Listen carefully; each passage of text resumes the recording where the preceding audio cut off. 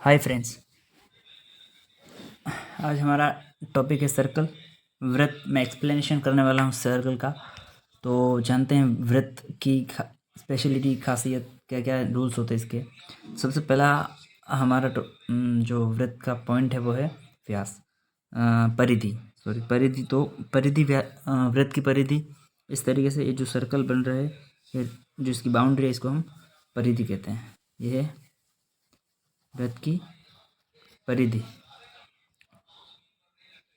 परिधि को फॉर्मूले से निकालने के लिए हम इस फॉर्मूले का उपयोग करते हैं, 2πr। तो इस तरीके से किसी भी वृत्त की परिधि को 2πr से निकालते हैं। पाई होता है 22/7, r है उसकी त्रिज्या। इसके बाद वृत्त के अंदर एक और चीज़ होती है जो व्यास। एक परिधि से दूसरी परिधि को टच करने वाली लाइन जो कि केंद्र से होकर गुजरे, ये होता है वृत्त का केंद्र। इसको हम कहते हैं व्यास। व्यास को अगर हम इस तरीके से करें, व्यास को हम आधा कर दें, इस केंद्र से लगाकर परिधि को कोई अगर रेखा टच करती है तो उसको हम त्रिज्या कहते हैं। त्रिज्या होती है r।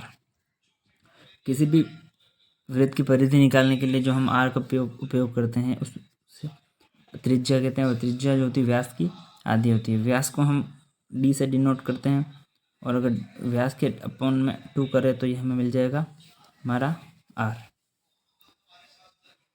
इसके बाद एक और रेखा होती है जिसे हम जीवा कहते हैं। जीवा,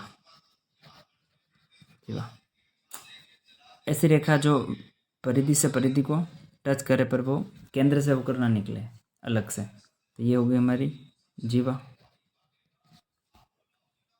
इसके बाद जो होता है वो है वृत्तखंड।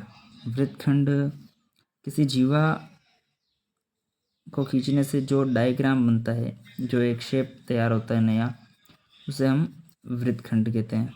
ये होता है हमारा वृत्तखंड। अगला है स्पर्श रेखा। अगर कोई लाइन, एक रेखा किसी वृत्त के किसी एक पॉइंट से होकर गुजरती है, इसे हम स्पर्श रेखा कहते हैं। और ये जो पॉइंट जहाँ पे टच होती है इसको हम स्पर्श बिंदु कहते हैं। स्पर्श बिंदु। तो इस तरीके से एक हो गया व्यास, दूसरा हो गया त्रिज्या, अगला हो गया जीवा, वृत्तखंड और स्पर्श रेखा। और आखिरी है हमारा वृत्त के अंदर त्रिज्यखंड। त्रिज्य खंड। अगर वृत्त के केंद्र को इस तरीके से मिलाएं और एक लाइन और इस तरीके से मिलाएं तो जो नया शेप तैयार होता है ट्रायंगल के जैसा, उसे हम त्रिज्यखंड कहते हैं। और वृत्त के केंद्र को हम कोई नाम भी दे सकते हैं, जैसे मैंने दिया है ओ। तो ये हो गए सारे वृत्त के मेन कारक जो हमें याद रखने पड़ते हैं। त्रिज्यखंड, वृत्तखंड, स्पर्श रेखा, त्रिज्या, व्यास, जीवा।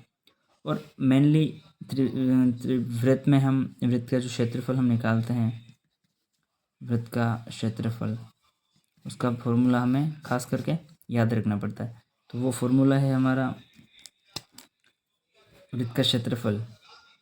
वृत्त का क्षेत्रफल, इसका फॉर्मूला रहता है πr²। पाई को हम लेते हैं 22/7, और r जो है हमें वृत्त या फिर क्वेश्चन में पहले से गिवन होती है। तो ये सारे कारक जो वृत्त के हैं हमें याद रखने पड़ते हैं वृत्त को किसी भी तरीके के सवाल को सोल्व करने के लिए। ये सारे कारक, त्रिज्यखंड हम, हाँ, और त्रिज्यखंड निकालने का एक फॉर्मूला होता है। त्रिज्यखंड का फॉर्मूला रहता है πr² मल्टीप्लाई एक थीटा होता है जो कि यहाँ एंगल बनता है, और अपॉन में 360। त्रिज्यखंड निकालने का फॉर्मूला ये रहता है, और क्षेत्रफल निकालने का फॉर्मूला πr²। और अगर कोई परिमाप पूछे, वृत्त का परिमाप, तो हम परिधि को निकाल सकते हैं। परिमाप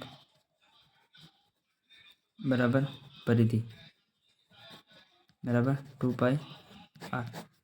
यह होता है वृत्त का परिमाप। तो क्षेत्रफल, परिमाप और त्रिज्यखंड निकालने के फॉर्मूले हैं, और बाकी सभी व्यास, त्रिज्या, ये सब कारक जो इम्पोर्टेंट पॉइंट्स हैं इसके याद रखने वाले। तो उम्मीद है इस वृत्त के इस टॉपिक से आप आसानी से कोई भी सवाल को सोल्व कर पाएंगे। तो वीडियो अगर अच्छा लगे तो सब्सक्राइब ज़रूर करें। Thank you.